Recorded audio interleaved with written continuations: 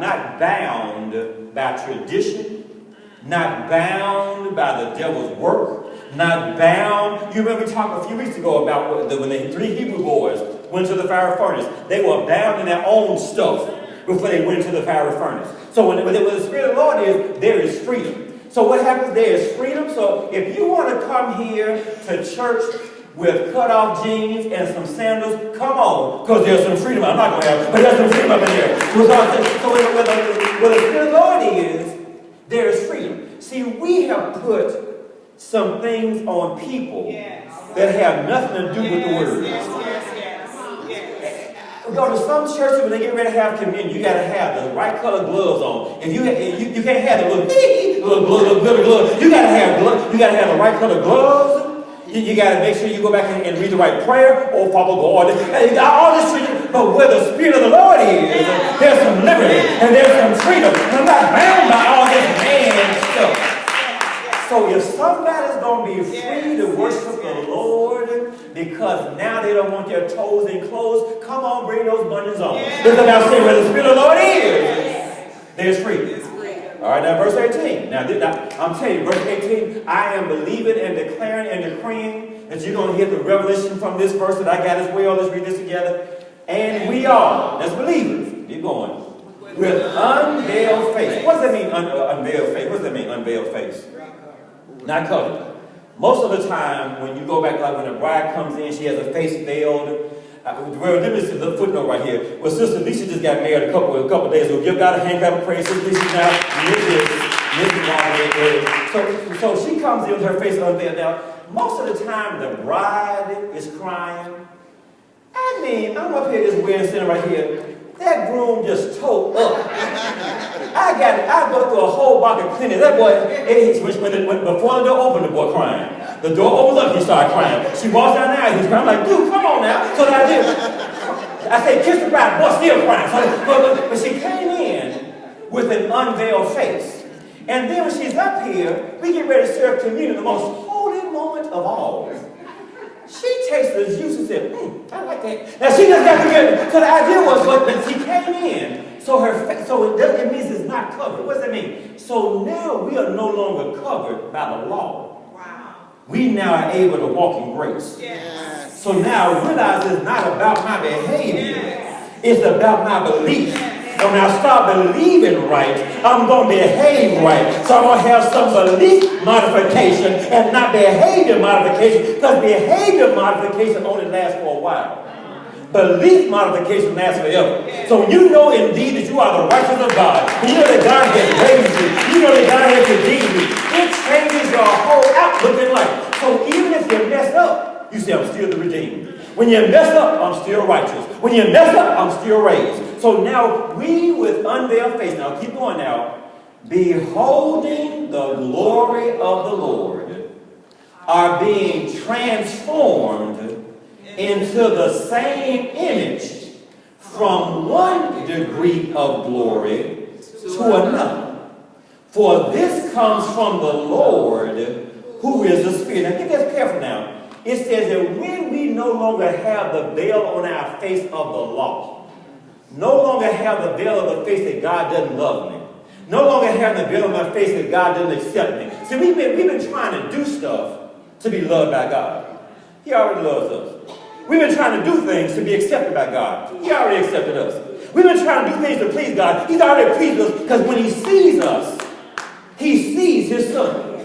And you know he's pleased with his son, because he said, this is my son, in whom I am well pleased. So he doesn't see a sinner when he looks at us as we're believers. He sees a saint just like his son. So with an unveiled face, we are beholding God. We are beholding him. And because we are beholding him, focusing intensely, and focusing intently, and focusing at that point, recognize we are focusing at this point about free volition and intentionally.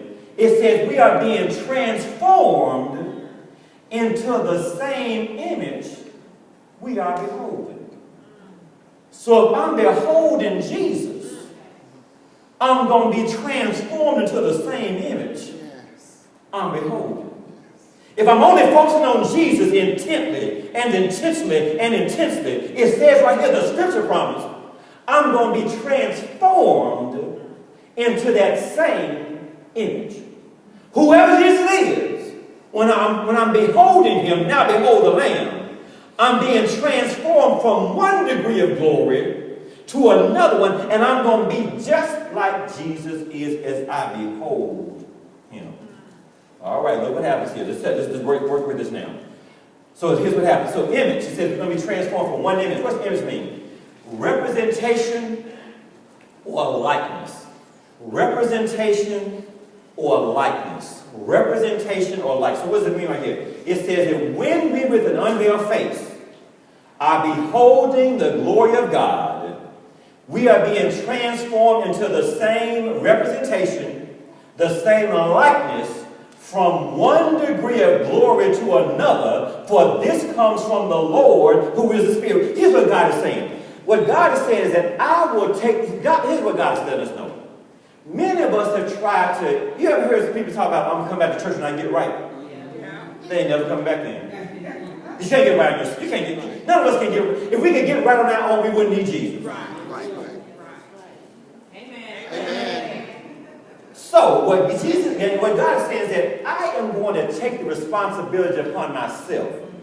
Because I know you don't have the power or the desire or the interest to be made right.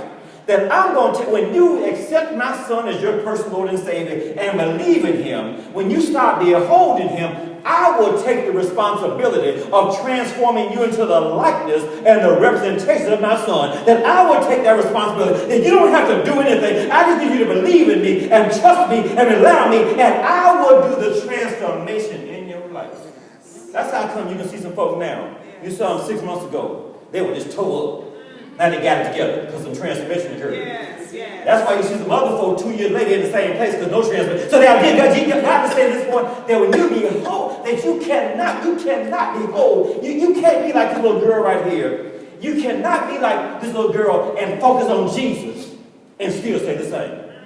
That when you behold Jesus, you become like Jesus. When you behold Jesus, you start representing Jesus. When you behold Jesus, you start being as Jesus is. When you behold him, he said at that point, God says, I will take the responsibility to transform your life. Somebody ought to give God just a hand and praise for the transformation that comes on his way. So here's what happens is, so read this with me again. You become what you behold. Say it again. You become what you behold. One more time. You become what you behold. All right. So now here's the point right here. Now look now. So what's the meaning of this image then? Who is this in the chair right next to Jesus? Look, see. On you all side over here. Who is that over there?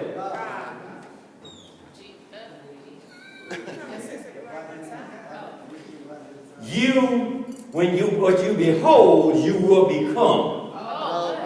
That's us. Hallelujah! So it's a believer. I think that's God. So it's the believer sitting there because now that's us. Yes. Sitting there, beholding, just looking intensely and looking intently. And also making sure we're looking intentionally. Now here's what happens. Here's the challenge that believers have. Because we don't see ourselves as being seated with Jesus. We see him up there, we down here, and the devil just below. Instead of saying, no, but I need to read this verse right here. Because we need to recognize where we are. I'm telling you, once we find out what beholding really means and what the promises of God are in our lives, we will be transformed and never be the same again. Please read Ephesians 2:6 with me, please. Read together. God raised us. Who's us? Believers. Raised us up. Come on. With Christ. Come on. And seated us with him on earth. In hell. Around the corner. In the heavenly realms. So this is how we got to start seeing ourselves, that because Jesus got up and we're in Jesus, we got up as well. So I can't let stuff down here keep on bothering me because I've been raised with him. I've been lifted with him. I can't let all this little stuff down here keep getting on my nerves. Because folk down here gonna always do something. They always doing something. They, all the ladies here, when y'all had little pigtails, you always had a little knucklehead boy pulling your quick pigtail all day long. Somebody's always doing something. But since we have been raised, we don't have to respond to some of that stuff. We don't have to go back and get worked up over some of the stuff. Don't have to find ourselves consumed because we have been raised. God, read this again. God raised us up with Christ and seated us, made us sit down with him in the heavenly realm in Christ Jesus. So who is that again over here? That's who? That's believers. So we have now been, I'm telling you, when we realize that once we behold him, that at that point we become what we behold. And we realize we've been seated in the heavenly places with the Lord. At that point, that's when we start embracing and enjoying life. That's when we start having overflow. That's when we have abundance. That's when we have more than enough. But our challenge is we keep seeing ourselves in the earthly realm. We keep seeing ourselves down here and God's way up there. Instead of seeing ourselves right now as being raised with him. Now, I love this. Not only are we raised with him, it says right here, we are seated with him. It's just one thing for, if you ever had somebody come to your house you didn't invite, it's one thing to keep them at the door standing. But when they sit down, what does that mean? They plan on being there for a minute. And what God is saying right here, that I don't want you to experience glory just for a minute. I want you to experience glory for the rest of your life. I want you to have overflow the rest of your life. I want you to have faith the rest of your life. I need you to sit down and accept what God has done in the heavenly realm. They've been raised with him. And now we are seated in the heavenly realm. So how somebody seated in the heavenly realm is going to get upset about what the mess going on earth right here? How are you going to keep on getting upset because somebody talked about us or posted something about us? Yeah, they post on. Well, I really don't upset. They tweeted what about us. They tweeted about us. Tweet on. They are been raised in the heavenly realm. So at some point, some stuff that used to bother us in the past. This is a brand new year, a brand new decade, a brand new opportunity, a brand new Sunday, a brand new life. That now we're not going to get so worked up over all that mess down here because we've been raised with Christ in the heavenly realm. Can somebody give God one more hand for the praise by being raised? So this is us then. So now this is us, and here's our point. And all the people at the very bottom there, these are the people in our lives who don't know what it means to behold. They don't know who Jesus is. They see glimpses of him every now and then. But as we start beholding him, as we start knowing our Christ, come on, and growing in Christ, and showing our Christ, those people who are there who have not accepted him are now going to start wanting to know him for themselves, growing him for themselves, and show him as well. So here's what happens. So if I had to summarize this section right here, read this with me. Be bold and behold. Be bold enough to be able to keep on looking at Jesus. See, the devil is always trying to get you distracted. There's always a billboard on the side trying to get your attention to make you get off track. But if we behold him by looking intensely and looking intently and looking intentionally, we will become what we behold. So be bold and behold. Amen. Give God one more hand. Have a praise for as well. So this is what I want to talk about. So this idea of expectation. We'll spend just a moment here and we'll spend the rest of this month talking about this. Expectation. The sermon series title for this month is The Manifestation from Expectation. The Manifestation from Expectation. Read this with me, please. We have entered a season of great manifestation. If you agree with that right now, please join me in giving God a hand clap of praise. Now just be clear. It did not mean that all of a sudden God created blessings when the calendar and the clock changed. They were already there. We are now just positioned to receive what's already there. And what about the expectation? Now look what happens. Read this with me, please. Expectation precedes Manifestation. What I would offer, maybe sometimes we haven't seen the manifestation we are believing for because we're not expecting it. Expectation comes before manifestation.